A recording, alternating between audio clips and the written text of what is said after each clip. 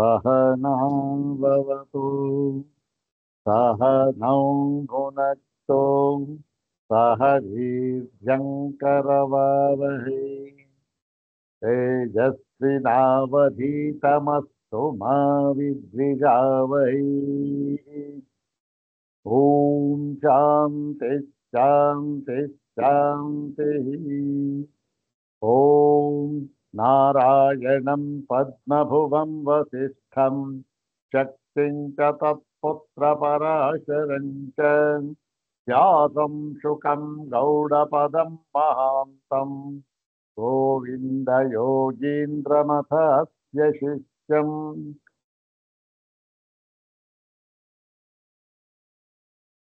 तस्य पद्मपादं च हस्तामलकं च शिष्यम् सन्तोटकं वार्तिककारमन्यान् अस्मद्गुरून् सन्ततमानतोऽस्मि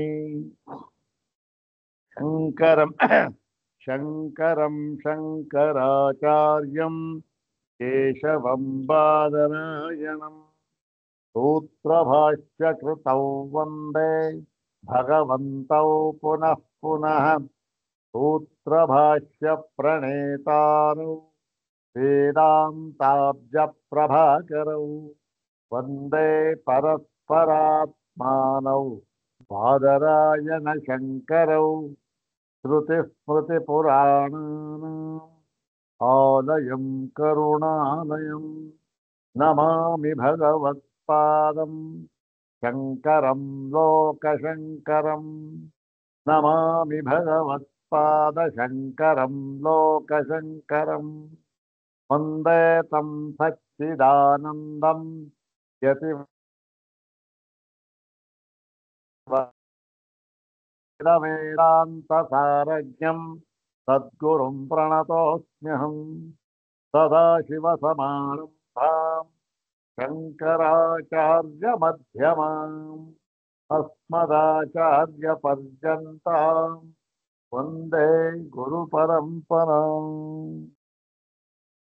ॐ नमो ब्रह्मादिभ्यो ब्रह्मविद्यासम्प्रदायकर्तृभ्यो वंशर्षिभ्यो नमो महद्भ्यो नमो गुरुभ्यः सर्वोपप्लवरहितः प्रज्ञानघनः प्रत्यगर्थो ब्रह्मैवाहमस्मि ब्रह्मैवाहमस्मि अधीहि भगवो ब्रह्म श्रीमच्छङ्कर भगवत्पूज्यपादमहासद्गुरुभ्यो नमः। श्री श्री सच्चिदानन्देन्द्र सरस्वती सद्गुरुभ्यो नमः।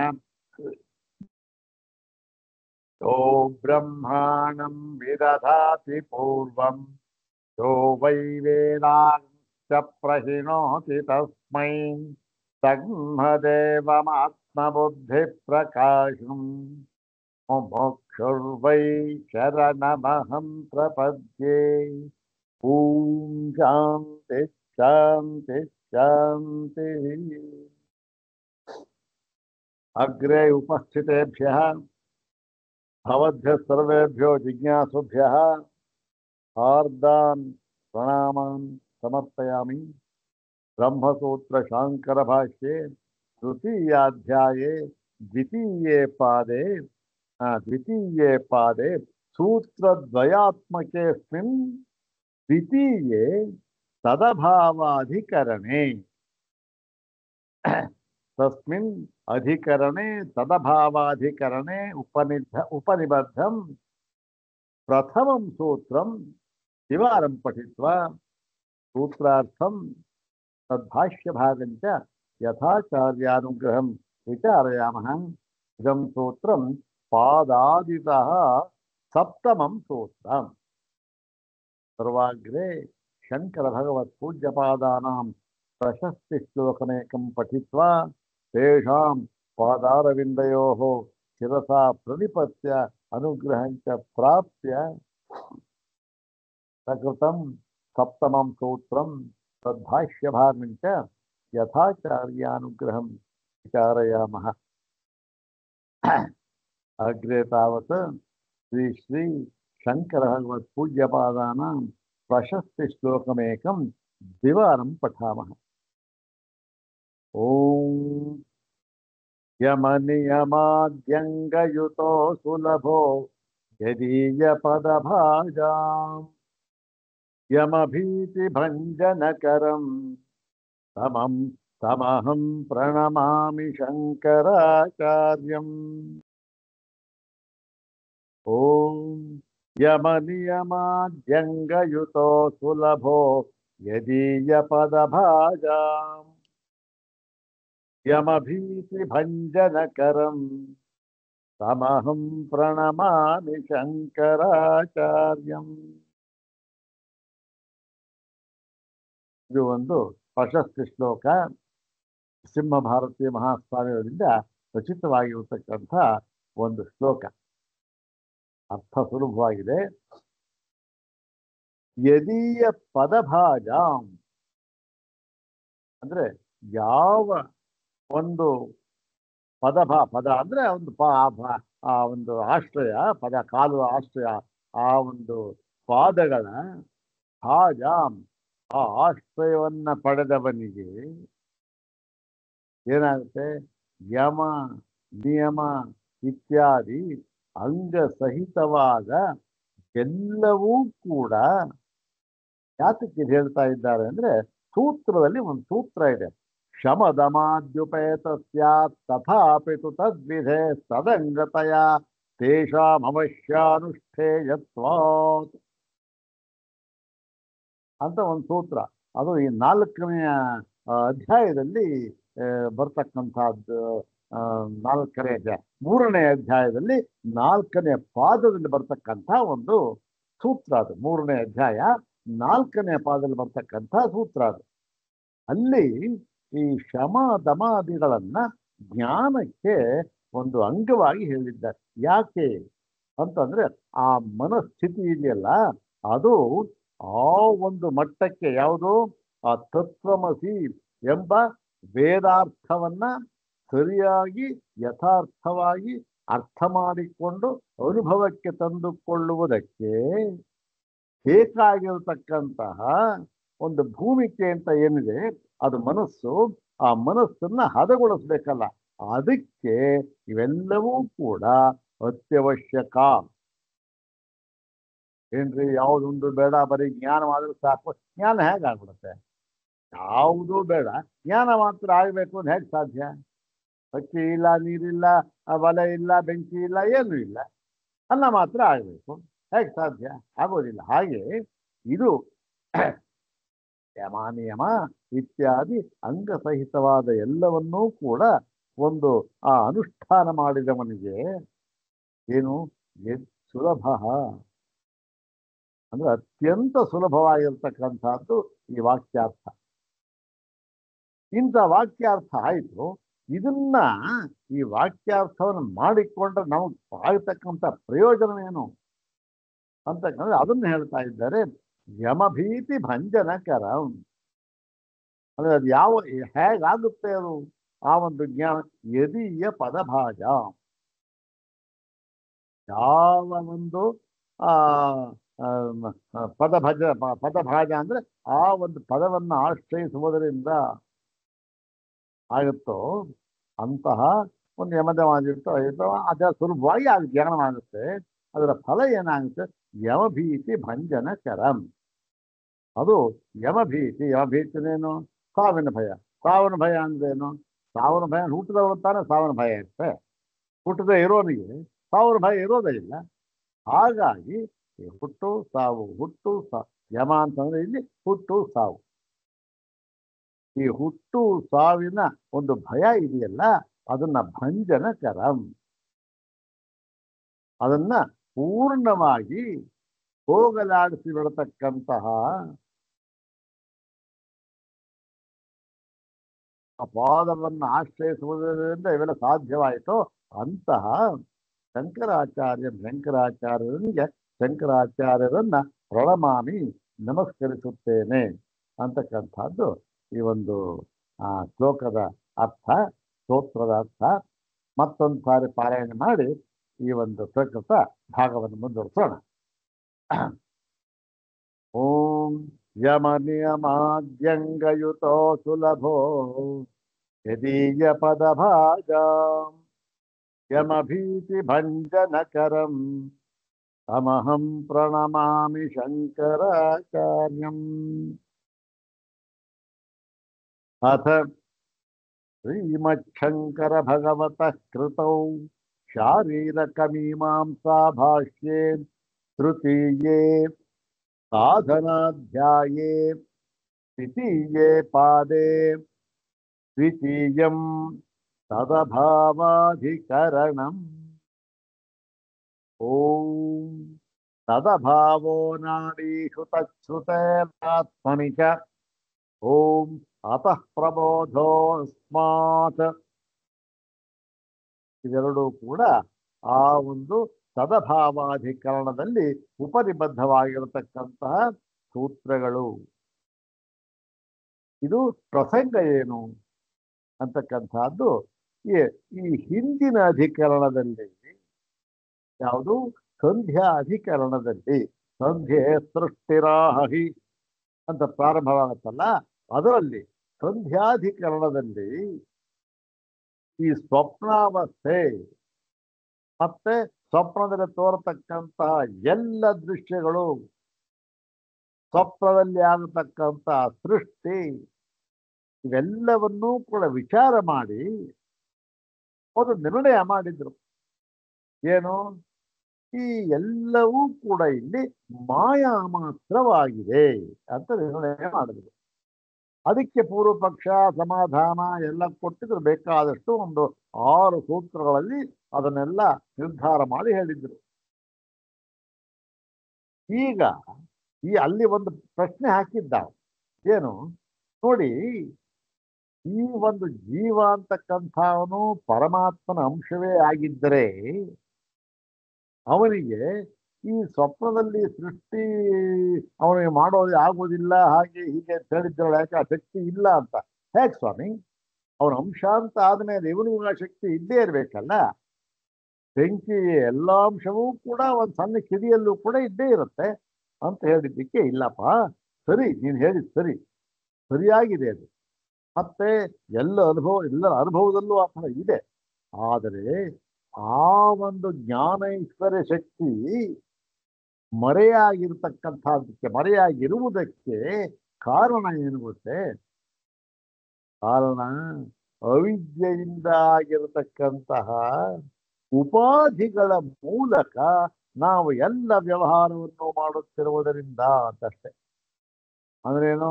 ಅವಿದ್ಯೆಯ ಮೂಲಕ, ಅವಿದ್ಯೆ ಎಂಬ ಅವಿದ್ಯೆಯಿಂದ ಆಗಿರತಕ್ಕಂಥ ಉಪಾಧಿಯೂ ಕೂಡ ಅವಿದ್ಯೆಯಿಂದ ಆಗಿರತಕ್ಕಂಥದ್ದು. ಅದ್ಯಾವುದು? ದೇಹ. ಆ ದೇಹವೆಂಬ ಉಪಾಧಿ ಅದು. ಆ ದೇಹ ಹೇಗೆ? ಅದು ಕೂಡ ಅವಿದ್ಯೆಯಿಂದ ಆಗಿರತಕ್ಕಂಥದ್ದು.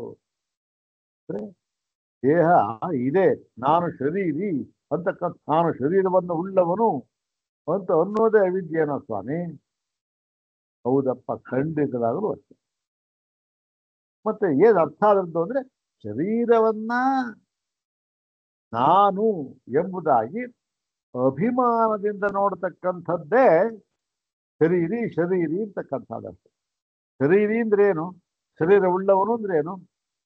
ಶರೀರವನ್ನ ತಾನೆಂದು ಅಭಿಮಾನ ಪಟ್ಟು ನೋಡುವುದು ಅಷ್ಟೆ.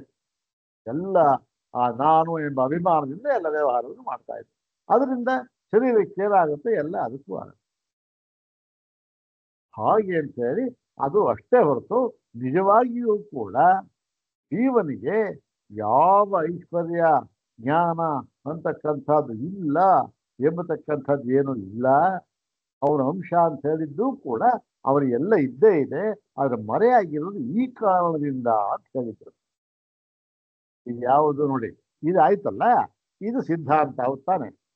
ಇದು ಕೂಡ ಯಾವ ತರಹದ ಸಿದ್ಧಾಂತವಾಗಿದೆ ಅಂದರೆ, ಇದು ಕೂಡ ಪ್ರಾಸಂಗಿಕವಾದ ಸಿದ್ಧಾಂತ ಅಷ್ಟೇ, ಪರಮ ಸಿದ್ಧಾಂತ ಅಲ್ಲ. ಅಲ್ಲ ಸ್ವಾಮಿ, ಪರಮ ಸಿದ್ಧಾಂತ ಅಲ್ವಾ ಇದು? ಇವಾಗ ಅವನಿಗೆ ಯಾವ ಒಂದು ಶಕ್ತಿ ಇಲ್ಲ, ಅವಿದ್ಯೆಯಿಂದ ಆಗಿರ್ತಕ್ಕಂಥದ್ದು ಅಂತ ಹೇಳಿದ್ರಲ್ಲ. ಅವಿದ್ಯೆಯಿಂದ ಆಗಿರ್ತಕ್ಕಂಥದ್ದು ಅಂತ ಹೇಳಿದ ಮೇಲೆ ಅದೇ ಪರಮಾತ್ಮ ಅದ್ವೈತ ತರ ಇರೋದು, ಅವಿದ್ಯೆಯಿಂದ ಎಲ್ಲವೂ ಆಗಿದೆ ಅಂದ್ರೆ ನೋಡಪ್ಪ, ಇದು ಕೂಡ ಪ್ರಾಸಂಗಿಕ ಅಂತಂದ್ರೆ ನೋಡು, ಈ ಒಂದು ಎಲ್ಲವೂ ತೋರ್ತಾ ಇರತಕ್ಕಂಥದ್ದು ಅವಿದ್ಯೆಯಿಂದ ಆಗಿರತಕ್ಕಂಥ ನನ್ನ ಶರೀರ ಇದೆಯಲ್ಲ, ಅದರಲ್ಲಿ ನಾನೆಂಬ ಅಭಿಮಾನದಿಂದ ನಾನು ಎಲ್ಲ ವ್ಯವಹಾರವನ್ನು ಮಾಡುತ್ತಿರುವುದರಿಂದ ಈ ಸಂಸಾರವನ್ನು ಅನುಭವಿಸುತ್ತಿದ್ದೇನೆ. ಇದರಿಂದ ಮುಕ್ತನಾಗಬೇಕು, ಇದಕ್ಕೆ ನಾನು ಜ್ಞಾನವನ್ನು ಪಡೆದುಕೊಳ್ಳಬೇಕು. ಎಂತಹ ಜ್ಞಾನ? ಐಕಾತ್ಮ್ಯ ಜ್ಞಾನವನ್ನು ಪಡೆದುಕೊಳ್ಳಬೇಕು ಅಂತ ಹೇಳ್ತಾ ಇದ್ದೀವಲ್ಲ ನಾವು. ಅದು ಪರಮ ಸಿದ್ಧಾಂತ ತೋರುತ್ತೆ, ಆದರೆ ಅದು ಪರಮ ಸಿದ್ಧಾಂತವಲ್ಲ. ಅದು ಕೇವಲ ಉಪಾಯಕ್ಕೋಸ್ಕರ ಬಂದಿರತಕ್ಕಂತಹ ಸಿದ್ಧಾಂತ ಅಷ್ಟೇ. ಉಪಾಯಕ್ಕೋಸ್ಕರ ಹೇಳಿರ್ತಕ್ಕಂಥ ಮಾತು. ಏನ್ ಸ್ವಾಮಿ ಹೀಗೆ ಹೇಳ್ಬಿಟ್ರಿ? ಹೌದಪ್ಪ, ನಿಜವಾಗಿ ನೋಡಿದ್ರೆ ಪರಮಾತ್ಮ ಅವನಿಗೆ ಅಂಶ ಅಂತಕ್ಕಂಥದ್ದೇ ಇಲ್ಲ. ಯಾವಾಗ ಅಂಶ ಅಂತಕ್ಕಂಥದ್ದೇ ಇಲ್ಲವೋ ಮತ್ತು ಇನ್ಯಾರ ಜ್ಞಾನ ಐಶ್ವರ್ಯ ಇವನಿಗಿದೆ ಅದು ಕೂಡ ಇಲ್ಲ. ಯಾಕೆ?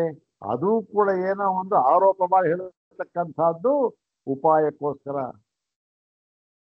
ಹೀಗೆ ಈ ಜ್ಞಾನವನ್ನ ಪಡೆದುಕೊಳ್ಳಬೇಕು. ನಾನು ಈಗ ಬದ್ಧನಾಗಿದ್ದೇನೆ. ಯಾತಕ್ಕೆ ಬದ್ಧನಾಗಿದ್ದೇನೆ? ಅವಿದ್ಯೆಯಿಂದ ಆಗಿರ್ತಕ್ಕಂತಹ ನಾಮರೂಪಗಳನ್ನ ಆ ಉಪಾಧಿಯ ಉಪಾಧಿಯ ಮೂಲಕವಾಗಿ ನೋಡ್ತಾ ಇರುವುದರಿಂದ ನಾನು ಬದ್ಧನಾಗಿದ್ದೇನೆ. ಯಾವುದಾದ್ರು ಶರೀರ ಅವಿದ್ಯೆಯಿಂದ ಆಗಿರ್ತಕ್ಕ ಹೀಗೆಲ್ಲ ಇದೆಯಲ್ಲ, ಅದರಿಂದ ಮುಕ್ತರಾಗಬೇಕಾದ್ರೆ ನಾನು ಜ್ಞಾನವನ್ನು ಪಡೆದುಕೊಳ್ಳಬೇಕು. ಅದಕ್ಕೋಸ್ಕರ ನಾನು ಗುರುವಿನ ಹತ್ತಿರಕ್ಕೆ ಹೋಗಬೇಕು. ಇವೆಲ್ಲ ಇದೆಯಲ್ಲ, ಎಲ್ಲವೂ ಕೂಡ ಕೇವಲ ಉಪಾಯತ್ವವತಾರಾಯ, ಯಾವುದೂ ಇಲ್ಲ.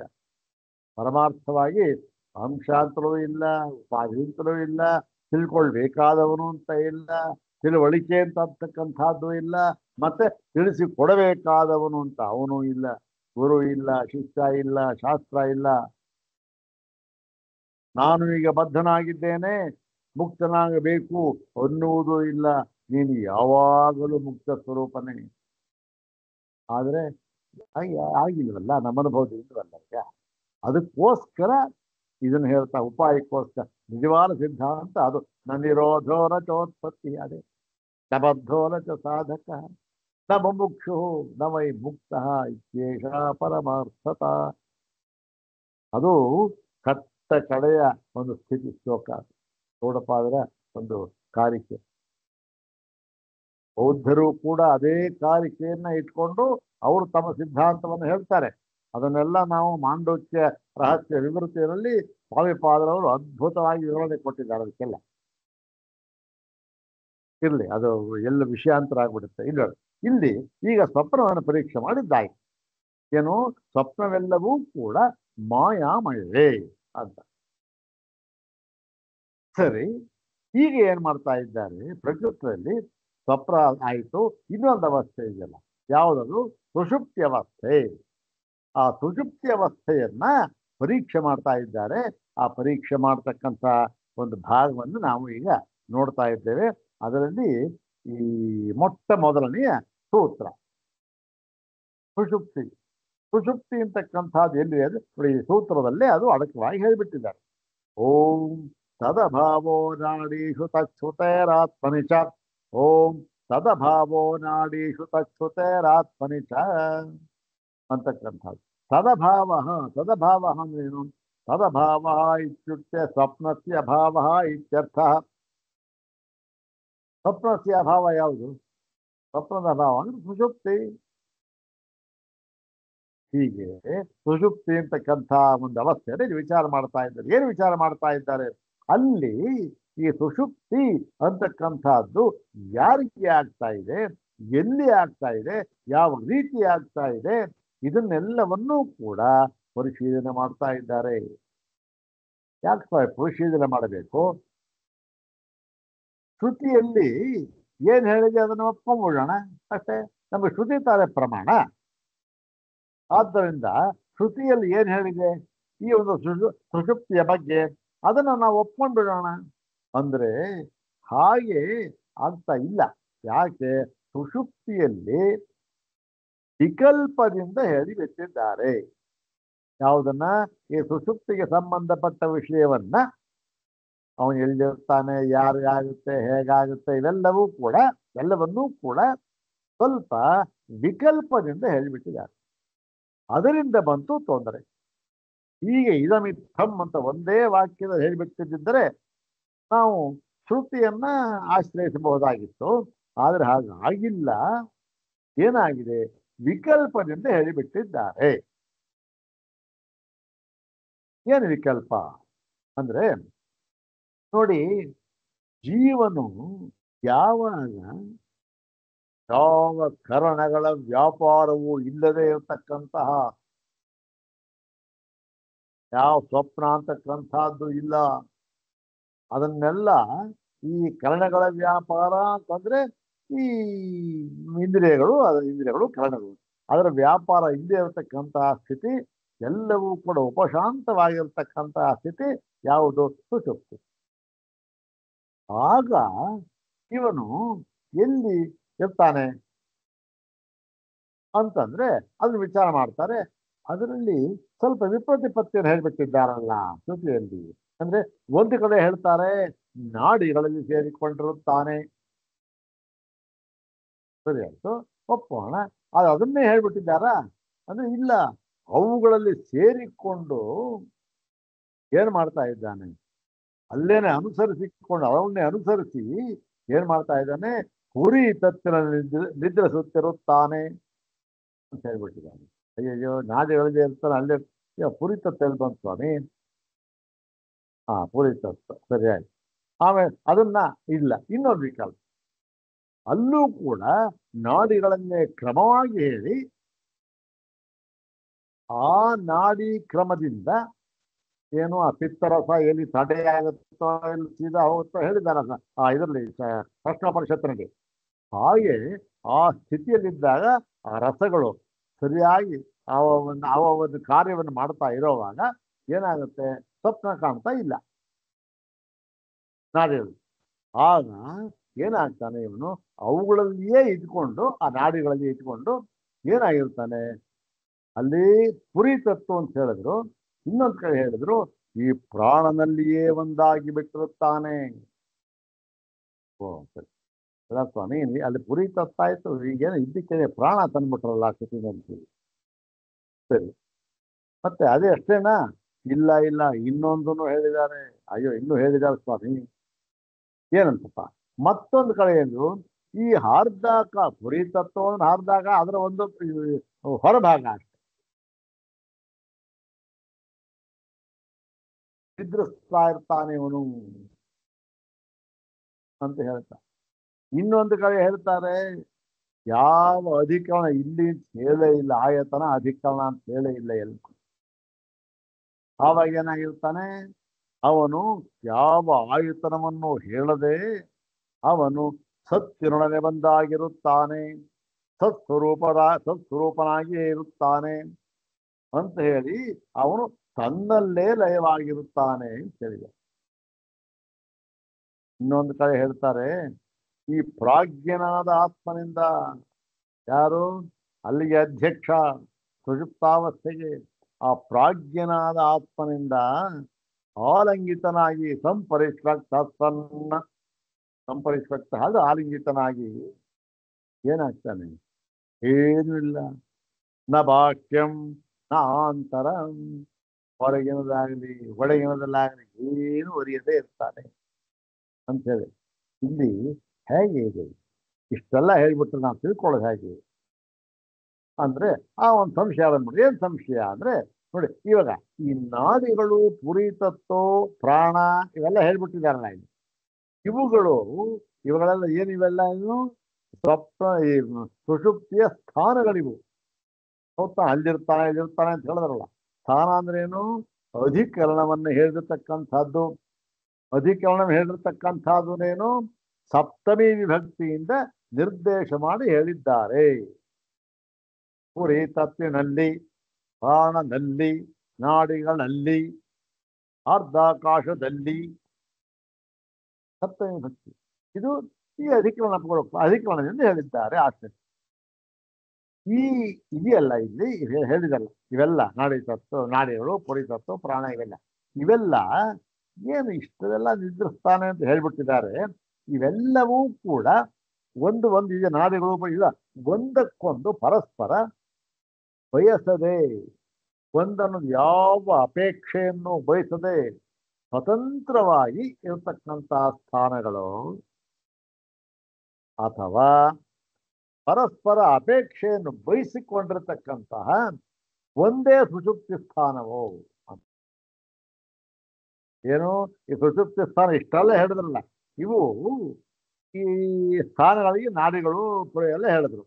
ಅವೆಲ್ಲ ಏನಾಗಿದೆ, ಒಂದಕ್ಕೊಂದು ಅಪೇಕ್ಷೆಯನ್ನು ಇಟ್ಕೊಂಡು, ಅಂದ್ರೆ ಇದಿದ್ರೆ ಅದು, ಅದಿದ್ರೆ ಇದು ಅಂತ ಹೇಳಿ ಪರಸ್ಪರ ಸಂಬಂಧದಿಂದ ಒಂದೇ ಗುರಿಯನ್ನು ತಲುಪ್ತಾ ಇದೆಯೋ, ಅಥವಾ ಈ ಬೇರೆ ಬೇರೆ ಒಂದೇ ಸುಷುಪ್ತಿ ಸ್ಥಾನವು ಅಥವಾ ಬೇರೆ ಬೇರೆ ಸುಷುಪ್ತಿ ಸ್ಥಾನವು ಅಂತ ಅಂದ್ರೇನು, ಒಂದಕ್ಕೊಂದನ ಅಪೇಕ್ಷೆ ಬಯಸಿಕೊಂಡಿರ್ತಕ್ಕಂಥದ್ದು, ಅಥವಾ ಇನ್ನೊಂದು ಬಯಸ್ಕೊಂಡ್ರೆ ಇರ್ತಕ್ಕಂಥ, ಬಯಸದೇ ಇರ್ತಕ್ಕಂಥದ್ದು ಸ್ವತಂತ್ರ ಸ್ಥಾನಗಳು. ಒಂದು ಅಪೇಕ್ಷೆ ಇದ್ರೆ ಏನಾಗುತ್ತೆ, ಎಲ್ಲ ಒಂದೇ ಕಡೆ ಹೋಗುತ್ತೆ. ಒಂದೇ ಕಡೆ ಹೋಗುವಾಗ ಏನಾಗುತ್ತೆ, ಇದನ್ನ ಅದಾಶ್ರಯಿಸ್ಕೊಂಡಿರುತ್ತೆ, ಅದನ್ನ ಇದಾಶ್ರಯಿಸ್ಕೊಂಡಿರುತ್ತೆ. ಇದು ಸಂಶಯವನ್ನು ಪೂರ್ವ ಪಕ್ಷ ಏನು ಮಾಡಿದ್ರು ನೋಡಿ, ಈ ನಾಡಿಯೇ ಮುಂತಾದವುಗಳು ಏನಿದು ಸ್ವತಂತ್ರವಾದ ಬೇರೆ ಬೇರೆ ಸ್ಥಾನಗಳು. ಯಾವುದಕ್ಕೆ? ಸುಷುಪ್ತಿಗೆ. ಅಂದ್ರೇನು? ಸ್ವತಂತ್ರವಾಗಿರತಕ್ಕಂತಹ ಬೇರೆ ಬೇರೆ ಸುಷುಪ್ತಿ ಸ್ಥಾನಗಳು. ಏನು ಸ್ವಾಮಿ ಇಷ್ಟೊಂದು ಒಂದು 4-5 ಹೇಳ್ಬಿಟ್ರಲ್ಲ, 5-6? ಹೌದು 5-6. ಯಾಕೆ ಹೇಗಿದು? ಅಂದ್ರೆ ಇಷ್ಟೊಂದು ಸುಷುಪ್ತಿ ಸ್ಥಾನ ಅಂದ್ರೆ ಏನನ್ನ ನಿದ್ರೆ ಮಾಡ್ತಾ ಇರಲ್ಲ ಅಂದ್ರೆ ಇದೆಲ್ಲ ಹಾಗಲ್ಲಪ್ಪ. ನಿದ್ರೆ ಮಾಡ್ತಾ ಇರೋ ಏನು ಗೊತ್ತಾ ಸ್ವಾಮಿ, ಇದು ಇಲ್ಲಿ ಸ್ವಲ್ಪ ಹೊತ್ತು, ಅಲ್ಲಿ ಸ್ವಲ್ಪ ಹೊತ್ತು, ಇಲ್ಲಿ ಅಲ್ಲಿ ಈ ಮಂಟಪೋತ್ಸವಗಳು ನಿಂತ್ಕೊಂಡು ಅಲ್ಲಲ್ಲಿ ಇದ್ದು ಎಲ್ಲವನ್ನು ಇವೆಲ್ಲ ಬೇರೆ ಬೇರೆನೆ, ಇಲ್ಲೊಂದು ಅಲ್ಲೊಂದು ಹೀಗೆ ಮಾಡ್ತಾನೆ. ಸುಷುಪ್ತಿ ಸ್ಥಾನಗಳು ಬೇರೆ ಬೇರೆ ಸ್ವತಂತ್ರವಾಗಿರತಕ್ಕಂಥ ಸ್ಥಾನಗಳು. ಮತ್ತು ಇದು ಏನಾಗಿದೆ, ಎಲ್ಲವೂ ಕೂಡ ಏಕಾರ್ಥವಾಗಿರುವುದರಿಂದ, ಏಕಾರ್ಥ ಏನು, ಒಂದೇ ಒಂದು ಪ್ರಯೋಜನಕ್ಕಾಗಿದೆ, ಪರಸ್ಪರ ಅಪೇಕ್ಷೆ ಇಲ್ಲದೆ ಸ್ವತಂತ್ರವಾಗಿ ಈ ಒಂದು ಪ್ರಯೋಜನಕ್ಕೆ ಸಾಧನವಾಗಿದೆ. ಯಾವುದಕ್ಕೂ ಅಪೇಕ್ಷೆ ಇದೆ, ನಾಡಿನೇ ಬೇರೆ, ಪುರುದತ್ತೆ ಬೇರೆ, ಆದರೂ ಕೂಡ ಅವು ಸ್ವತಂತ್ರವಾಗಿದ್ದುಕೊಂಡು ಒಂದು ಪ್ರಯೋಜನ ಅಂತಂದ್ರೆ ಏನು? ಒಂದು ಪ್ರಯೋಜನ ಯಾವುದು? ಅದೇ ಸುಷುಪ್ತಿ. ಆ ಸುಷುಪ್ತಿ ಎಂಬ ಪ್ರಯೋಜನಕ್ಕೆ ಇದು ಸಾಧನವಾಗಿದೆ ಸ್ವಾಮಿ ಅಂತ ಹೇಳ್ಬಿಟ್ಟ ಪೂರ್ವ ಪಕ್ಷಿ. ಅದಕ್ಕೆ ಹೇಳ್ತಾ ಇದ್ದಾರೆ ಇಲ್ಲಿ ಪೂರ್ವ ಪಕ್ಷಿಯಲ್ಲಿ ಈ ಸಿದ್ಧಾಂತ ಭಾಗವನ್ನ ಮುಂದೆ ಹೇಳ್ತಾರೆ. ಅದು ಸ್ವಲ್ಪ ಇದನ್ನ ಮುಗಿಸ್ಕೊಳ್ಳೋಣ. ಇದು ಸ್ವಲ್ಪ ಆಗಿತ್ತು, ಇದೇ ಭಾಗ, ಇದು ಸ್ವಲ್ಪ ಆಗಿತ್ತು, ಇದು ಮುಂದುವರೆಸೋದು. ಇಲ್ಲಿ ಒಂದು ಪ್ರಶ್ನೆ ಹಾಕೊಂಡ, ಇದು ಇದೊಂದು ಕಾಣುತ್ತೇನು? ಅಲ್ಲ ಸ್ವಾಮಿ, ಅಲ್ಲ ನೀನು ನೋಡಪ್ಪ, ಇದಕ್ಕೆ ಯಾರು ಸಿದ್ಧಾಂತಗಳು ಹಾಕ್ತಾ ಇದ್ರೆ ಒಂದು ನೋಡಿ ಪೂರ್ವಪಕ್ಷ, ನೀವು ಏನ್ ಹೇಳಿದ್ರಿ ನೋಡಿ, ಎಲ್ಲವನ್ನೂ ಕೂಡ ಹೇಗೆ ಹೇಳಿದ್ದಾನೆ? ಅಧಿಕರಣ ವಿಭಕ್ತಿ, ಯಾವುದು? ಸಪ್ತಮಿ ವಿಭಕ್ತಿಯಲ್ಲಿ ಹೇಳಿದ್ದಾರೆ. ಇಲ್ಲಿ ಸುಷುಪ್ತಿ ನಾಡಿ ಎಲ್ಲಿ, ಪುರಿ ತತ್ವದಲ್ಲಿ ಅಂತ ಬೇರೆ ಬೇರೆ ಸ್ಥಾನಗಳು. ಹೌದಾನೆ? ಈ ಅಧಿಕರಣದಿಂದ ಹೇಳಿರ್ತಕ್ಕಂಥದ್ದು, ಸಪ್ತಮಿ ನಿರ್ದೇಶನದಿಂದ ಹೇಳಿರ್ತಕ್ಕಂಥದ್ದು ಅಂತ ನೀನು ಹೇಳಿದಿಲ್ಲಪ್ಪ ಪೂರ್ವ ಪಕ್ಷಿಯಲ್ಲಿ, ನೀವೆಲ್ಲ ಹೇಳಿದ್ರಲ್ಲ, ಅದು ಕಾಣ್ತಾ ಇದ್ರಲ್ಲ. ಯಾಕೆ? ನೀವೇ ಇನ್ನೊಂದು ಉದಾಹರಣೆ ಕೊಟ್ರಿ. ಏನಂತ? ಈ ಸತಾ ಸೌಮ್ಯ ತದಾ ಸಂಪನ್ನೋ ಭವತಿ. ಸತಾ ಸೌಮ್ಯ ಸತಾ ಸಹ ಅಂದ್ರೆ ಆ ಸತ್ತಿನೊಡನೆ, ಸೌಮ್ಯ ಪ್ರಿಯದರ್ಶನ, ಈ ಸತ್ತಿನೊಡನೆ ಆಗ, ತದಾ ಆಗ ಅಂದ್ರೆ ಆಗ ಯಾವಾಗ? ಸ್ವಪ್ನಾವಸ್ಥಾಯಾಮ್ ಸುಷುಪ್ತಾವಸ್ಥಾಯಾಮ್ ಇತ್ಯರ್ಥ. ಸುಷುಪ್ತ್ಯವಸ್ಥೆ, ಸುಷುಪ್ತಾವಸ್ಥೆ ಎಲ್ಲ ಸರಿಯಾಗಿದೆ. ಸುಷುಪ್ತಂ ಅಂತಕ್ಕಂಥದ್ದು ನಪುಂಸಕಲಿಂಗ. ಆವಾಗ ಸುಷುಪ್ತಾವಸ್ಥಾ ಅಂತ ಹೇಳಬೇಕು. ಸುಷುಪ್ತಿ ಅಂತ ಅಂದಾಗ ಅದು ಈ ಸ್ತ್ರೀಲಿಂಗ ಶಬ್ದವಾಗುತ್ತೆ, ಅದು ವಿಕಾರ ಅಂತ. ಆವಾಗ ಸುಷುಪ್ತ್ಯ ಅವಸ್ಥೆ, ಸುಷುಪ್ತ್ಯವಸ್ಥೆ ಅಂತ ಹೇಳಿದೆ ಅಷ್ಟೇ, ಏನು ತೊಂದರೆ ಇಲ್ಲ. ಹೀಗೆ ಈ ಸುಷುಪ್ತ್ಯವಸ್ಥೆಯಲ್ಲಿ ಈ ಸತಾ ಸೌಮ್ಯದ ಅಂದ್ರೆ ಆ ಸತ್ತಿನೊಡನೆ ಅವನು ಸಂಪನ್ನನ ಆಗಿರುತ್ತಾನೆ ಅಂತ ಹೇಳಿದ್ರಿ, ನೀವು ಹೇಳಿದ್ರಿ, ಅದನ್ನ ಸರಿ. ಅದು ಅಲ್ಲಿ ಅಧಿಕರಣ ಎಲ್ಲಿದೆಯಪ್ಪ? ಎಲ್ಲಿ? ಉರಿತತಿ ಅಂತ ಹೇಳಿದೆ. ಅಥವಾ ಇನ್ನೊಂದು ಕಡೆ ಹೇಳಿದ್ರಿ ಅರ್ಧಾಕಾಶ ಇದ್ರಿ, ಇನ್ನೊಂದು ಕಡೆ ಎಲ್ಲ ಅಲ್ಲೇ ಸಪ್ಲಿ ಬಂದು, ಇಲ್ಲಿ ಸಪ್ಲಿ ಇಲ್ವೇ ಇಲ್ವಲ್ಲ. ಅಂದ್ರೆ ನೈಷ ದೋಷ. ಸ್ವಾಮಿ ಇದೇನು ದೋಷ ಅಲ್ಲ ಸ್ವಾಮಿ. ತತ್ರಾಪಿ ಸಪ್ತಮ್ಯರ್ಥಕ್ಕೆ ಗಮ್ಯಮಾನಸ್ವಾತ್. ಆದರೆ ಇಲ್ಲಿ ಇದೇನು ದೋಷ ಅಲ್ಲ, ನಿಜ ನೀವು ಹೇಳಿದ್ದು. ಇಲ್ಲಿ ನೇರವಾಗಿ ಸಪ್ತಮಿ ವಿಭಕ್ತಿಯ ಒಂದು ಪದವನ್ನ ಬಳಸಿ ಇಲ್ಲಿ ಹೇಳಿಲ್ಲ. ಆದರೆ ಆ ಸಪ್ತಮಿ ವಿಭಕ್ತಿ ಅರ್ಥವನ್ನೇ ಈ ವಾಕ್ಯ ಹೇಳ್ತಾ ಇದೆ. ಅದನ್ನ ವಸ್ತುತಃ ಆ ಸಪ್ತಮಿ ವಿಭಕ್ತಿಯ ಪದವನ್ನ ಹಾಕಿ ಹೇಳಿಲ್ಲ. ಆದರೆ ಅರ್ಥ ಏನಾಗ್ತಾ ಇದೆ, ಆ ಸಪ್ತಮಿ ವಿಭಕ್ತಿ ಅರ್ಥವನ್ನೇ ಇದು ಹೇಳ್ತಾ ಇದೆ ಅಂತ ಹೇಳಿ. ಹೇಗಪ್ಪ ಅಂದ್ರೆ ವಾಕ್ಯಶೇಷೋ ಹಿ ತತ್ರ ಆಯತನೈಷಿ ಜೀವ ತತ್ ಉಪಸರ್ಪತಿ ಇತ್ಯಾಹ ಅನ್ಯತ್ರ ಆಯತನಂ ಅಲಬ್ಧ್ವಾ ಪ್ರಾಣಮೇವ ಉಪಶ್ರಯತೆ. ಇಷ್ಟು ನೋಡ ಐತಿ ಪ್ರಾಣಶಬ್ದೇನ ತತ್ರ ಪ್ರಕೃತಸ್ಯ ತತಃ ಉಪಾದಾನ. ನೋಡಿ, ನೀವು ಹೇಳಿದ್ರಲ್ಲ, ಹೌದು, ವಸ್ತುತಃ ಅದು ಒಂದು ಯಾವ ಸಪ್ತಮಿ ವಿಭಕ್ತಿಯ ಪದವೂ ಇದಿಲ್ಲ. ಆದರೂ ಕೂಡ ವಾಕ್ಯಶೇಷದಲ್ಲಿ, ವಾಕ್ಯ ಮುಂದೆ ಬರತಕ್ಕಂತಹ ವಾಕ್ಯದಲ್ಲಿ ಏನಾಗಿದೆ ನೋಡಿ, ಅಲ್ಲಿ ಏನ್ ಹೇಳ್ತಾನೆ, ಆಯತನೈಷಿ ಜೀವ. ಆಯತನೈಷಿ ಅಂದ್ರೆ ಆಯತನವನ್ನ ಐಷಿ ಅದೇನು, ಬಯಸುವವನು. ಏಷಣ ಅಂದ್ರೆ ಬಯಕೆ. ಐಷಿ ಅಂತಂದ್ರೆ ಬಯಸ್ತಕ್ಕಂಥವನು. ಅಷ್ಟೆ. ಆಯತನ ಬಯಸ್ತಕ್ಕಂಥವನು ಯಾರು? ಜೀವ. ಅವನು ಸತ್ ಉಪಸರ್ಪತಿ ಅಂದ್ರೆ ಅವನು ಬಂದು ಸೇರುತ್ತಾನೆ. ಇಲ್ಲಿಗೆ ಅವನು ಬಂದು ಸೇರ್ತಾನೆ ಅಂದ್ರೆ ಏನು, ಅಧಿಕರಣ ಇಲ್ಲಿಗೆ, ಇಲ್ಲಿ ಅಂತ ಆ ಮುಂದಿನ ವಾಕ್ಯದಲ್ಲಿ ಅದನ್ನು ಹೇಳಿದ್ದಾರೆ. ಏನಂತ ಹೇಳಿದ್ದಾರೆ? ಅನ್ಯತ್ರ ಆಯತನಂ ಅಲಬ್ಧ್ವ ಅಂದ್ರೆ ಇವನಿಗೆ ಬೇರೆ ಎಲ್ಲೂ ಕೂಡ ಇವನು ಆಶ್ರಯವನ್ನು ಕಾಣದೆ. ಯಾಕೆ ಕಾಣದೆ? ಯಾವ ಕಾರಣಗಳ ವ್ಯಾಪಾರವೂ ಇಲ್ಲ. ಹೌದ್ ತಾನೆ? ಇದ್ದಿದ್ರೆ ಪಡಬಹುದಾಗಿತ್ತು. ಏನೂ ಇಲ್ವಲ್ಲ. ಏನೂ ಇಲ್ಲ ಅಂದ್ರೆ ಏನು? ಇಂದ್ರಿಯ ಇಲ್ಲ, ಬುದ್ಧಿ ಇಲ್ಲ, ಮನಸ್ಸಿಲ್ಲ, ಚಿತ್ತ ಇಲ್ಲ, ಅಹಂಕಾರ ಯಾವುದೂ ಇಲ್ಲ. ಹಾಗಾಗಿ ಅನ್ಯತ್ರ ಬೇರೆ ಕಡೆ ಎಲ್ಲೂ ಕೂಡ ಆಶ್ರಯವನ್ನ ಕಾಣದೆ ಪ್ರಾಣಮೇವ ಉಪಶ್ರಯತೆ, ಪ್ರಾಣವನ್ನೇ ಆಶ್ರಯಿಸುತ್ತಾನೆ ಅಂತ ಹೇಳಿ ಇಲ್ಲಿ ಏನು ಇತಿ ಪ್ರಾಣ ಶಬ್ದೇನ ತತ್ರ ಪ್ರಕೃತಸ್ಯ ತತಃ ಉಪಾದಾನ. ಈ ಒಂದು ಈ ಪ್ರಕೃತವಾದ ಸತ್ತಿಗೆ ಅದನ್ನು ತೆಗೆದುಕೊಳ್ಳುವ ಪ್ರಾಣ ಶಬ್ದದಿಂದ ಅದನ್ನು ಹೇಳಿದ್ದಾರೆ.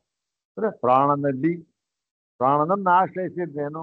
ಪ್ರಾಣನ ಅಂತ ಹೇಳಿ ಇಲ್ಲಿ ಆಯತನವನ್ನು ಹೇಳಿದ್ದಾರೆ. ಇಲ್ಲಿ ಆ ವಾಕ್ಯ ಆಯತನೈಷಿ ಜೀವ ಅನ್ಯತ್ರ ಆಯತನಂ ಅಲಬ್ಧ್ವಾ ಅಂತಕ್ಕಂಥ ಹೇಳಿದೆ. ಆಯತನಂ ಅಲಬ್ಧ್ವಾ ಅಂತ ಹೇಳಿ ಆಯತನ ಅಂದ್ರೇನು ಸ್ವಾಮಿ? ಆಯತನ ಅಂದ್ರೆ ಆಶ್ರಯ. ಆಶ್ರಯ ಅಂದ್ರೇನು? ಅಧಿಕರಣ. ಅದೇ ಅಧಿಕರಣಾರ್ಥ. ಯಾಕೆ ಬಂದಿಲ್ಲ? ಬಾಯಿ ಬಿಟ್ಟು ಹೇಳಿಲ್ಲ ಅಷ್ಟೇ ಆ ಪದದಿಂದ. ಆದ್ರೆ ಇನ್ನೇನು ವಾಕ್ಯಶಾಸ್ತ್ರ ಇಲ್ಲಿ ಅನ್ಯತ್ರ ಆಯತನಂ ಅಲಬ್ಧ್ವಾ ಅಂತ ಹೇಳಿದ್ದಾರೆ. ಅನ್ಯತ್ರ ಆಯತನಂ ಅಲಬ್ಧ್ವಾ ಏನು ಹೇಳ್ತಾನೆ ಇಲ್ಲಿ ಇವನು ಸತ್ತಿನಲ್ಲಿ ಈ ಸತ್ತೆಂಬ ಆಯತನವನ್ನು ಅಂತ ಹೇಳಿದ. ಆಯತನ ಸತ್ತಿನಲ್ಲಿ ಒಂದಾಗಿರುತ್ತಾನೆ. ಅರ್ಥ ತಾನೆ? ಎಲ್ಲೂ ಬೇರೆ ಆಶ್ರಯ ಇಲ್ಲ ಅವನಿಗೆ. ಸತ್ತಿನಲ್ಲಿ ಒಂದಾಗಿರುತ್ತಾನೆ ಅಂದ್ರೆ ಸತ್ತಿನಲ್ಲಿ ಆಶ್ರಯ ಅಧಿಕರಣ ಬಂತಲ್ಲ, ಇಲ್ಲ ಅಂದ್ರಿ ಅಂತ ಹೇಳಿ ಆಯತನಂಚ ಸಪ್ತಮ್ಯರ್ಥ. ಆಯತನ ಅಂದ್ರೇನು? ಅದು ಸಪ್ತಮಿ ಅರ್ಥವನ್ನೇ ಹೇಳುತ್ತದೆ. ಆಶ್ರಯದಲ್ಲಿ ಆಶ್ರಯ ಸಪ್ತಮಿ ಭಕ್ತಿ ಇಲ್ಲಿ ಅಂತ ನೋಡಿ. ಸಪ್ತಮಿ ನಿರ್ದೇಶೋಪಿ ತತ್ರ ವಾಕ್ಯಶೇಷೇ ದೃಶ್ಯತೆ. ಈಗ ಇಲ್ಲಿ ಈ ನಾವು ಇಷ್ಟು ಹೇಳಿದ್ವಿ, ಸಪ್ತಮಿಯನ್ನ ಬಾಯಿ ಬಿಟ್ಟು ಹೇಳಿಲ್ಲ ಅಂತ ಹೇಳಿದ್ವಿ. ಆದರೆ ಅದು ಕೂಡ ಇದೆ ಸ್ವಾಮಿ, ಎಲ್ಲಿ ಮುಂದೆ ಇದೆ, ಇದಕ್ಕಿಂತ ಮುಂದೆ ಇದೆ. ಅದು ಎಲ್ಲಿ ಮುಂದೆ ಇದೆ ಅಂದ್ರೆ ಸತಿ ಸಂಪದ್ಯನ ವಿದು ಸತಿ ಸಂಪದ್ಯಾಮಹೇ ಇತಿ ಸ್ಪಷ್ಟವಾಗಿ ಹೇಳಿದಾರಲ್ಲ ಸ್ವಾಮಿ. ಸತಿ ಸಂಪದ್ಯ ಅಂದ್ರೆ ಸತ್ತಿನೊಡನೆ ಬಂದಾಗಿ, ಸತ್ತಿನಲ್ಲಿ ಒಂದಾಗಿ. ಸತಿ ಯಾವ ಸತ್ಯ ಸ್ವಾಮಿ? ಅದು ಸತ್ವೇ ತಾನೆ. ಹೀಗಾಗಿ ನೋಡಿ, ಅಲ್ಲಿ ಆ ಒಂದು ವಾಕ್ಯ ಶೇಷದಲ್ಲಿ ಅದನ್ನ ಬಾಯಿ ಬಿಟ್ಟು ಹೇಳಿದ್ದಾರೆ. ಇಲ್ಲಿ ಬಾಯಿ ಬಿಟ್ಟು ಹೇಳಿಲ್ಲ, ಆ ಅರ್ಥವನ್ನು ಸೂಚಿಸುತ್ತೆ. ಯಾವುದ್ರು ಆಯಿತು ನಾನು ಶಬ್ದ ಹಾಕ್ಬಿಟ್ಟಿದ್ದಾರೆ ಅಲ್ಲಿ. ಆಯಿತು ನಾನು ಶಬ್ದ ಹಾಕಿರೋದ್ರಿಂದ ಅದು ಸಪ್ತಮ್ಯರ್ಥವೇ ಆಗಿದೆ. ಮತ್ತು ಇಲ್ಲಿ ಮುಂದೆ ಸತಿ ಸಂಪದ್ಯ, ಸತ್ತಿನೊಡನೆ ಸತ್ತಿನಲ್ಲಿಯೇ ಇರುತ್ತಾನೆ ಅವನು ಅಷ್ಟೇ. ಆದರೂ ಕೂಡ ನ ವಿದುಹು, ಅವನಿಗೆ ಗೊತ್ತಾಗಿಲ್ಲ. ಎಲ್ಲಿ ನಾನು ಸತ್ತಿನೊಡನೆ ಒಂದಾಗಿದ್ದೇನೆ, ಸತ್ತಿನಲ್ಲಿ ಒಂದಾಗಿದ್ದೇನೆ ಅಂತಕ್ಕಂಥದ್ದು ಅವನು ಗೊತ್ತಿಲ್ಲ. ಏನು ನಾನು ಸತ್ಸ್ವರೂಪ ಎಂಬುದಾಗಿ ಅವನ ಜ್ಞಾನ ಇಲ್ಲ. ಎಲ್ಲಿ? ಸುಷುಪ್ತಿಯಲ್ಲಿ. ಈಗ ಅಂತ ಹೇಳಿದ ತಕ್ಷಣನೇ ಆ ಮೂಲಾವಿದ್ಯಾವಾದಿಗಳು ಎದ್ಬಿಟ್ರು. ಸ್ವಾಮಿ ನೋಡಿ, ನೀವು ಮೂಲ ಸ್ವಾಮಿಗಳ ಹತ್ರ, ಯಾರು ಸಚ್ಚಿದಾನಂದೇಂದ್ರ ಸರಸ್ವತಿ ಸ್ವಾಮಿ ಬಂದು, ಸ್ವಾಮಿ ನೋಡಿ ಇಲ್ಲೇ ಇದೆ ವಾಕ್ಯ, ಏನಿದೆ? ಸತ್ತಿನೊಡನೆ ಸತ್ತಿನಲ್ಲಿ ಅವನು ನಿದ್ರಿಸುತ್ತಿರುತ್ತ, ಆದರೆ ಅವನಿಗೆ ನಾನು ಸತ್ತಿನಲ್ಲಿ ಬಂದಾಗಿದ್ದೇನೆ ಎಂಬ ಅರಿವು ಇರುವುದಿಲ್ಲ. ಹೇಳಿದಾರಲ್ಲ ಸ್ವಾಮಿ ಬಾಯಿ ಬಿಟ್ಟು, ಅಲ್ಲೂ ಕೂಡ ಅಜ್ಞಾನ ಇದೆ ಅಂತ ನೀವು ಹೇಳ್ತಾ ಇದ್ದೀರಿ. ಯಾವುದೂ ಇಲ್ಲ, ಯಾವುದೂ ಇಲ್ಲ ಅಂತ. ಈ ಮೂಲಾವಿದ್ಯಾ ನಿರಾಸಹ ಅಂತ ಬೇರೆ ಹೇಳ್ಬಿಟ್ರಿ. ಮೂಲಾವಿದ್ಯಾ ಅಂತ ಇಲ್ಲ ಅಂತಕ್ಕಂಥದ್ದು ಇದೆಯಲ್ಲ ಸ್ವಾಮಿ, ಇದೆ, ಅದು ಬೇರೆ ವಿಚಾರ, ಅದು ಇದು ಬೇಡ. ಇತಿ ಸರ್ವತ್ರ ಚ ವಿಶೇಷ ವಿಜ್ಞಾನೋ ಪರಮಲಕ್ಷಣಂ ಸುಷುಪ್ತಂ ನ ವಿಶಿಷ್ಯತೆ.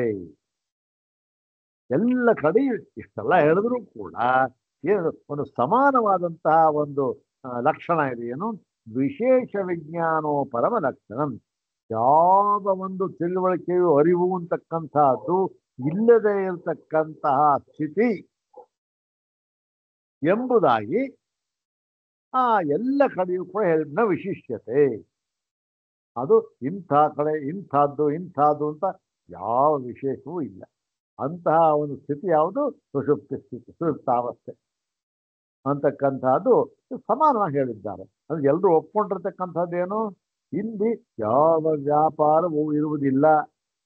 ಎಲ್ಲ ವಿಶೇಷ ವಿಜ್ಞಾನ ಅಂದ್ರೆ ವಿಶೇಷ ವಿಜ್ಞಾನ, ಇದು ಇದು ಇದಿಂಥದ್ದು ಇದಿಂಥದ್ದು ಎಂಬತಕ್ಕಂತಹ ಒಂದು ಅರಿವು, ವಿಶೇಷ ವಿಜ್ಞಾನ ಇರೋದಿಲ್ಲ.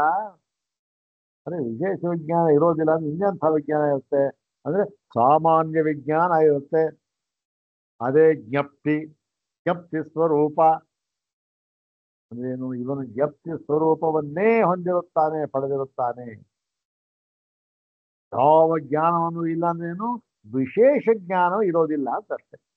ನಮಗೆಲ್ಲ ಇರ್ತಕ್ಕಂಥ ವಿಶೇಷ ಜ್ಞಾನ, ನಾನಿಲ್ಲಿ ಓದ್ತಾ ಇದ್ದೇನೆ, ನೀವು ಕೇಳ್ತಾ ಇದ್ದೀರಿ, ಅಲ್ಲಿ ವ್ಯಾಪಾರ ಆಗ್ತಾ ಇದೆ, ಇಲ್ಲೋ ಆಗ್ತಾ, ಹೀಗೆ ವಿಶೇಷ ಜ್ಞಾನ. ಯಾವುದು ಇಲ್ಲಿ ಇರತಕ್ಕಂಥ ಕೇವಲ ಜ್ಞಾನ ಅಂತಷ್ಟೆ. ಅದು ವಿಶಿಷ್ಟತೆ. ಅದು ಯಾವ ವಿಶೇಷವೂ ಇಲ್ಲ. ತಸ್ಮಾತ್ ಏಕಾರ್ಥತ್ವಾತ್ ನಾಡ್ಯಾದೀನ ವಿಕಲ್ಪೇನ ಕದಾಚಿತ್ ಕಿಂಚಿತ್ ಸ್ಥಾನಂ ಸ್ವಾಪಾಯ ಉಪಸರ್ಪತಿ ಇತಿ. ಇದೇನ ಪೂರ್ವ ಪಕ್ಷ ಅವನು ತನ್ನ ಸಿದ್ಧಾಂತ ಹೇಳ್ಬಿಟ್ಟ. ನೋಡಿ ಸ್ವಾಮಿ, ಆದ್ದರಿಂದ ಅದೇನು? ಎಲ್ಲವೂ ಕೂಡ ಏಕಾರ್ಥವಾಗಿರುವುದರಿಂದ, ಏಕಾರ್ಥವಾಗಿರುವುದರಿಂದ ಅಂದೇನು? ಎಲ್ಲವೂ ಕೂಡ ಸುಷುಪ್ತಿಯನ್ನೇ ಗುರಿಯಾಗಿರಿಸಿಕೊಂಡಿರುವುದರಿಂದ ಏನಾಗಿದೆ ಈ ನಾಡ್ಯಾದಿಗಳಲ್ಲಿ ನಾಡಿಗೆ ಮುಂತಾದ ನಾಡ್ಯಾದಿಗಳ ವಿಕಲ್ಪೇನ ಏನು ನಾಡಿಗಳಲ್ಲಿ ಪುರಿ ತತ್ತಿನಲ್ಲಿ ಪ್ರಾಣನಲ್ಲಿ ಅಂತೆಲ್ಲ ಹೇಳ್ಬಿಟ್ಟಿದಾರಲ್ಲ. ಹೀಗೆ ನಾಡಿಗೆ ಮುಂತಾದವುಗಳಲ್ಲಿ ಕದಾಚಿತ್ ಕ್ರಿಯಸ್ಥಾನಂ ಕದಾಚಿತ್ ಮಾಡ್ತಾ ಇರ್ತಾನಲ್ಲ ಒಂದೊಂದು ಕಾಲದಲ್ಲಿ ಅವನು ಒಂದೊಂದು ಸ್ಥಾನವನ್ನ ಸೇರ್ಕೊಂಡು ಹೋಗ್ತಾನೆ. ಒಂದೇ ಗುರಿ, ಮೈಸೂರು ಹೋಗೋದೇ ಗುರಿ.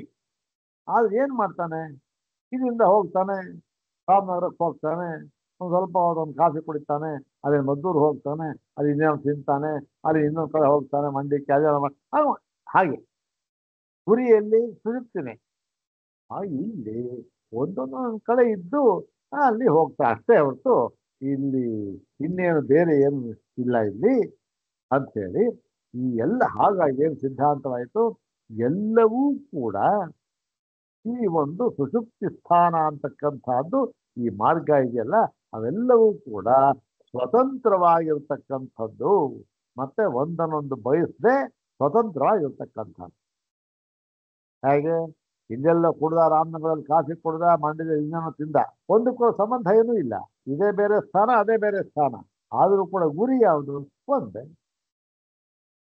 ಹಾಗೆ ಇಲ್ಲಿ ಒಂದೊಂದು ಬೇರೆ ಬೇರೆ ಸ್ಥಾನಗಳು ಅಂತ ಹೇಳಿ ಈ ಪೂರ್ವ ಪಕ್ಷವನ್ನ ಅವನು ಹೇಳ್ತಾನೆ. ಮತ್ತೆ ಸಿದ್ಧಾಂತ ಭಾಗ ಇದೆಲ್ಲ ಸಿದ್ಧಾಂತ ಭಾಗದಲ್ಲಿ ವಿಸ್ತಾರವಾಗಿ ವರ್ಣಿಸ್ತಾನೆ. ಆ ಸಿದ್ಧಾಂತ ಹೇಳಿ ಸಿದ್ಧಾಂತ ಮಾಡ್ತಾರೆ. ಇದು ಈ ಯಾತಕ್ಕೆ ಇದ್ದೇವೆ ಇಷ್ಟೊಂದು ನಾವು ವಿವರಣೆ ಕೊಟ್ಕೊಂಡು ಏನು ಹೋಗ್ಬೇಕಾ, ಇಲ್ಲಿ ಆ ಭಾಷ್ಯ ಓದೋದು ಅರ್ಥ ಹೇಳ್ಬಿಡೋದು ಸಾಕಲ್ಲ ಅಂದ್ರೆ ಅಷ್ಟು ಮಾಡ್ಬೋದು, ಏನು ತೊಂದರೆ ಇಲ್ಲ. ಆದರೆ ಅಷ್ಟು ಮಾಡಿದರೆ ನಮಗೆ ಇದರ ಒಂದು ಈ ಯಾವುದು ಪೂರ್ಣವಾಗಿ ಒಂದು ಪೂರ್ಣವಾದ ಒಂದು ಪರೀಕ್ಷೆ ಅಂತಕ್ಕಂಥ ಇದೆಯಲ್ಲ, ಏನು ಹೇಳೋದು ಆಚಾರ್ಯರು, ಇದಾನಿ ಸುಷುಪ್ತಿ ಸ್ಥಾನಂ ಅಂದ್ರೆ ಸುಷುಪ್ತ್ಯವಸ್ಥಾ ಪರೀಕ್ಷತೆ ಅಂತೇಳಿ ಪರೀಕ್ಷೆ ಮಾಡೋದಕ್ಕೆ ಸಾಧ್ಯ ಇಲ್ಲ. ಪರೀಕ್ಷೆ ಮಾಡದೆ ಇದು ಮಿಥ್ಯಂ ಅಂತ ನಮಗೆ ಗೊತ್ತಾಗೋದಿಲ್ಲ. ಆದ್ದರಿಂದ ಪರಮಾತ್ಮ ಸ್ವರೂಪವನ್ನು ನಿರ್ಧಾರ ಮಾಡಬೇಕಾದರೆ ಇದೆಯಲ್ಲ ಇವೆಲ್ಲ ಇದು ಉಪಾಯ. ಈ ಉಪಾಯಗಳನ್ನು ಚೆನ್ನಾಗಿ ನಾವು ತಿಳ್ಕೊಳ್ಬೇಕು. ಉಪಾಯದ ಹಣೆ ಬರ ಇಷ್ಟೇ, ಉಪಾಯ ಏನು ಹೇಳುತ್ತೆ ಅದನ್ನು ತಿಳ್ಕೊಂಡು ಈ ಉಪಾಯವೂ ಅಷ್ಟೇ. ಉಪಾಯ ಶಾಶ್ವತ ಅಲ್ಲ, ಅದೂ ಅಷ್ಟೇ. ಉಪಾಯವೂ ಇಲ್ಲ, ಎಲ್ಲ ಹೋಗಿ ಅವನು ಶಾಸ್ತ್ರ ಏನಾಗುತ್ತೆ, ಶಾಸ್ತ್ರ ಪ್ರಮಾಣವೇ ಖಂಡಿತ. ಆದರೆ ಆ ಶಾಸ್ತ್ರವು ಆ ಒಂದು ಪರಬ್ರಹ್ಮವನ್ನ ಯಥಾರ್ಥವಾಗಿ ತಿಳಿಸಿ ಏನಾಗುತ್ತೆ, ತಾನು ಕೂಡ ಇಲ್ಲವಾಗಿ ಬಿಡುತ್ತದೆ. ಶಾಸ್ತ್ರವೂ ಇಲ್ಲ, ಶಾಸ್ತ್ರ ಇಲ್ಲ. ತಿಳಿಸೋ ತನಕ ಇರು ಪ್ರಮಾಣ ಅಷ್ಟೇ. ತಿಳಿಸಿದ ಮೇಲೆ, ಬ್ರಹ್ಮವನ್ನು ತಿಳಿಸಿಕೊಟ್ಟ ಮೇಲೆ, ಅದು ಅವನಿಗೆ ಅನುಭವ ಆದ ಮೇಲೆ ಶಾಸ್ತ್ರವೂ ಇಲ್ಲ, ಶಿಕ್ಷಣವೂ ಇಲ್ಲ, ಇದು ಅಷ್ಟೇ. ಅಲ್ಲಿ ತನಕ ಇವೆಲ್ಲ ಬೇಕೇ ಬೇಕು. ಅದಕ್ಕಾಗಿ ಇದು ಪರೀಕ್ಷೆ ಅಂತ ತುಂಬ ಬಹಳ ಮುಖ್ಯ. ಅದನ್ನ ಇಲ್ಲಿ ವಿಸ್ತಾರವಾಗಿ ಹೇಳ್ತಾ ಇದ್ದಾರೆ. ಯಾತಕ್ಕೆ ಇನ್ನೊಂದು ವಿಚಾರ ಇರೋದು, ಮುಂದೆ ಇರ್ತಕ್ಕಂಥ ಇನ್ನೊಂದೋ ಎರಡೋ ಅಧಿಕರಣ ಇದೆ, ಇರಬೇಕು. ಅದಾದ್ಮೇಲಿಂದ ಬರ್ತಕ್ಕಂಥದ್ದು ಉಭಯಲಿಂಗಾಧಿಕರಣ. ಆ ಉಭಯಲಿಂಗಾಧಿಕರಣದಲ್ಲಿ ಏನೇನು ತೀರ್ಮಾನ ಮಾಡಿದ್ದಾರೋ ಅದೇನು ವಿಸ್ತಾರವಾಗಿ ಒಂದು 11 ಸೂತ್ರ ಅಂತ ಕಾಣುತ್ತೆ. 11, 10, 11 ಇದೆ. ಆ ಸೂತ್ರದಲ್ಲಿ ಅದನ್ನ ನಿರ್ಧಾರ ಮಾಡಿದ್ದಾರೆ, ಪರಮಾತ್ಮ ಸ್ವರೂಪವನ್ನ. ಅದು ಅರ್ಥವಾಗಬೇಕಾದ್ರೆ ಇದೆಲ್ಲ ಸ್ವಲ್ಪ ಚೆನ್ನಾಗಿ ಅರ್ಥ ಆಗಿದ್ರೆ ಅದು ಚೆನ್ನಾಗಿ ಅರ್ಥ ಆಗುತ್ತೆ. ಆದ್ದರಿಂದ ಏನು ತೊಂದರೆ ಇಲ್ಲ. ನೋಡಿ, ಸಿದ್ಧಾಂತ ಭಾಗ ಇದೆ, ಅದನ್ನ ನಾಳೆ ನೋಡಿ. ಓಂ ಶಾಂತಿ ಶಾಂತಿ ಶಾಂತಿ. ಓಂ ತತ್ಸತ್.